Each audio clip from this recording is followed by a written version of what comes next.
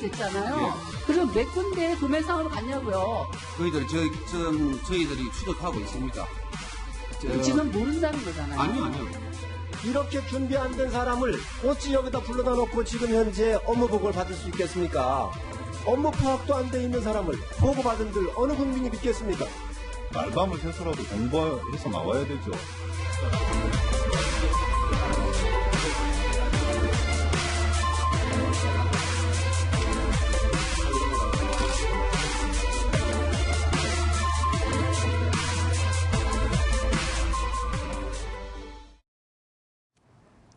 정부가 전수조사를 마치겠다고 약속한 날이 바로 오늘입니다. 살충제 계란이 검출된 농가는 총 49곳으로 집계가 되고 있습니다. 오늘만 해도 17개 농가가 추가로 더 포함이 됐는데요. 오늘 오후 4시 기준 어디 더 추가로 확인됐는지 살펴보겠습니다.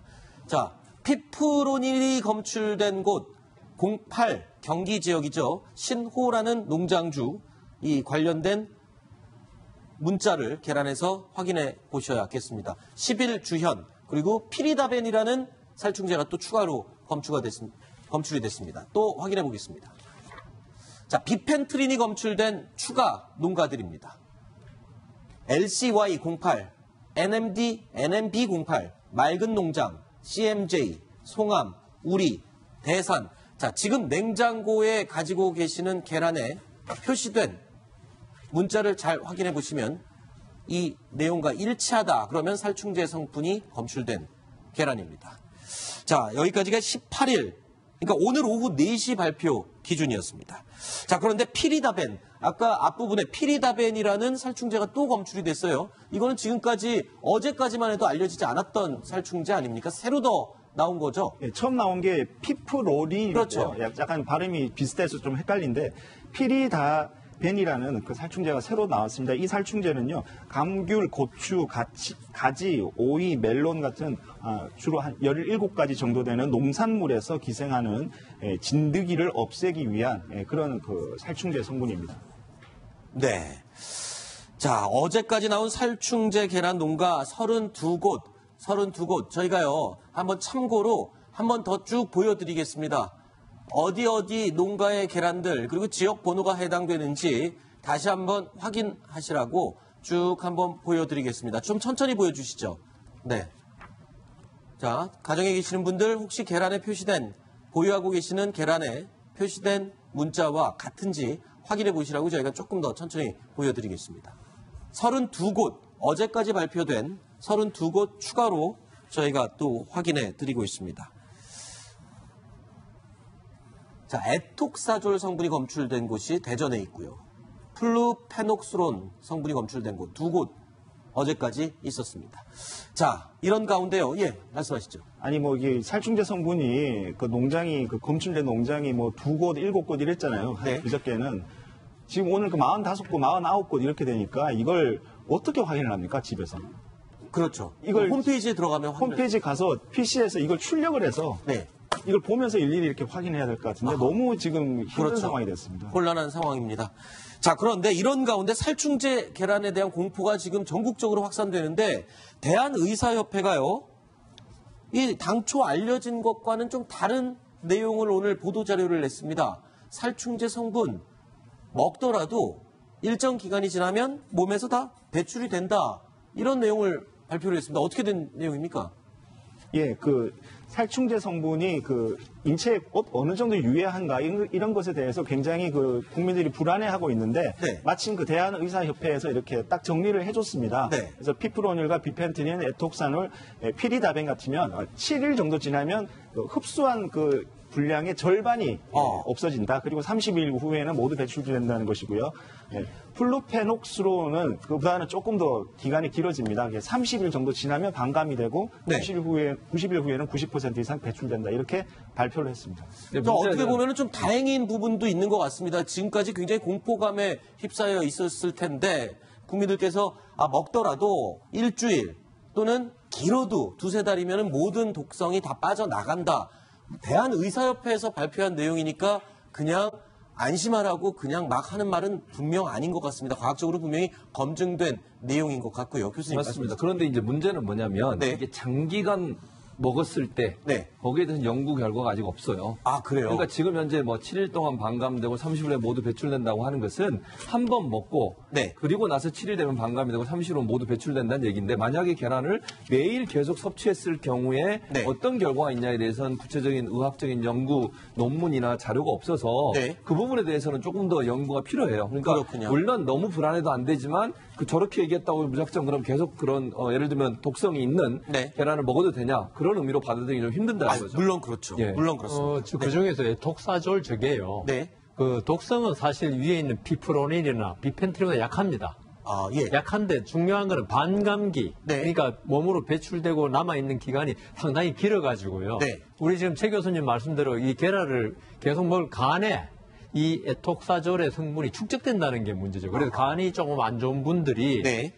에톡사졸 성분이 있는 계란을 좀 장기간 섭취할 경우에는 배출되기 전에 계속 간에 쌓이거든요. 네. 그래서 위험하니까 그 네. 부분에 관해서 대한의사협회에서 그렇게 말씀하시니까 참 기분은 뭐 좀 나아졌는데 네. 그렇다 하더라도 건강에 평소에 좀 문제가 있는 분들은 네. 안 드시는 게 좋겠다는 생각이 듭니다. 네. 자, 그런데 이 계란에 찍힌 이 표시를 보고 이게 살충제 계란인지 아닌지를 구분을 해라. 라고 며칠째 지금 저희가 보도를 해드리고 있는데 이마저도 또 못 믿을 일이 돼버릴 수가 있는 것 같습니다.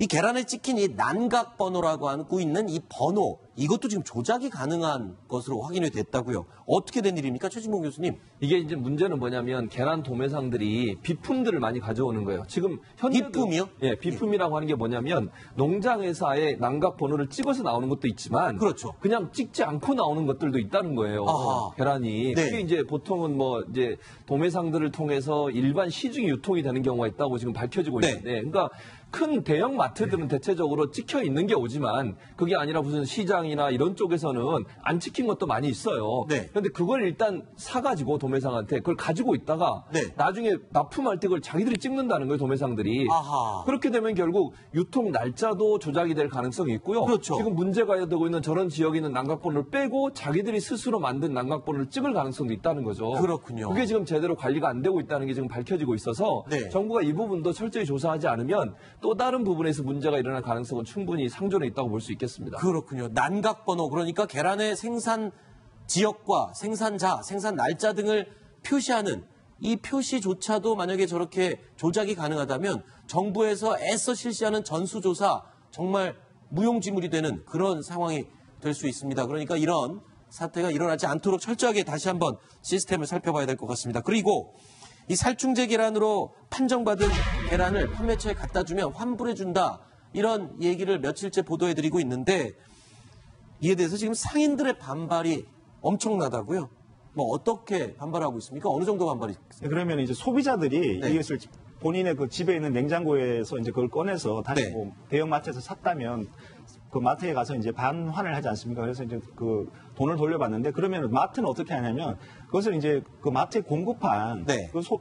이제 그 유통 상인들한테 다시 그걸 또 반품을 시키는 것이죠. 그러면은 그 피해는 이제 유통 상인들이 이제 보게 되는 것인데 네. 이런 문제 때문에 결국 유통 상인들도 이것을 뭐 폐기 처분하거나 이러지 않고 뭐 이거 그래도 그냥 먹을만 하지 않느냐 이렇게 해가지고 다른 데다가 또 파는 거죠. 네. 그런 일이 지금 벌어지고 있다는 겁니다.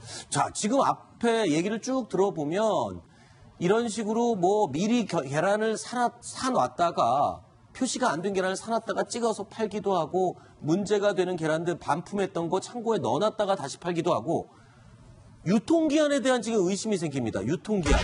과연 이렇게 뒀다 팔고 쟁여뒀다 팔고 이런 계란들 과연 이렇게 더운 여름철에 이 괜찮을지 싱싱할지 궁금한데요. 계란의 유통기한 어느 정도 됩니까? 지금 우리나라의 계란 유통기한은 28일입니다. 네. 지금 그게 왜 28일로 정했냐면요. 네. 생산 단계에서 도매상으로 넘어가는데 한 3, 4일 걸리고요. 네. 또 도매상에서 대형 마트로 넘어가는데 3, 4일. 그럼 합쳐서 또 마트에서 소비자까지 가는데 3, 4일. 이렇게 하다 보면 한 12일 정도 걸리지 않습니까? 그렇죠. 그리고 또 이제 보통 소비자들이 한 30개들이 한 판을 사게 되면 냉장고에 넣어놓고 네. 한 뭐 1, 2주에서 길게는 한 3주, 20일 정도 먹지 않습니까? 그럼 네. 총 이 기간이 한 30일 정도 안팎으로 소요된다 계산하고요. 그 정도까지는 안전하다고 정부에서도 얘기하고 있습니다. 네. 그렇지만 지금 말씀하신 대로 이게 다시 또 대형마트를 통해서 다시 거꾸로 유통상인으로 돌아갔을 때는 이미 한 달을 훌쩍 넘길 수도 있지 그렇죠. 않습니까? 그러면 당연히 이 신선 제품인 계란의 안전성, 위생 이런 문제가 될 수밖에 없는 거죠. 네. 자, 그러니까 창고에 쌓여만 가는 계란들, 뭐 사재기를 위해서 중간 상인이 사놨던 계란이건 아니면 문제가 돼서 환불을 받았던 계란이건 창고에 쌓아두면 쌓아둘수록 유통 단계별로 하루 이틀씩만 보관이 느려지다 보면 28일밖에 되지 않는 계란의 유통기한 우리가 지금 확인할 수 없는 만큼 길어질 수가 있습니다. 그래서 살충제 성분도 중요하지만 상한 계란을 먹을 수 있는 위험성도 충분히 노출되어 있다는 점 이번을 저희가 한번 짚어보기 위해서 이야기를 좀 나눠봤습니다. 자, 3가지 이야기 살펴봤습니다. 4번째 소식 준비되어 있습니다. 5위로 꼽은 내용인데요. 확인해 보시죠.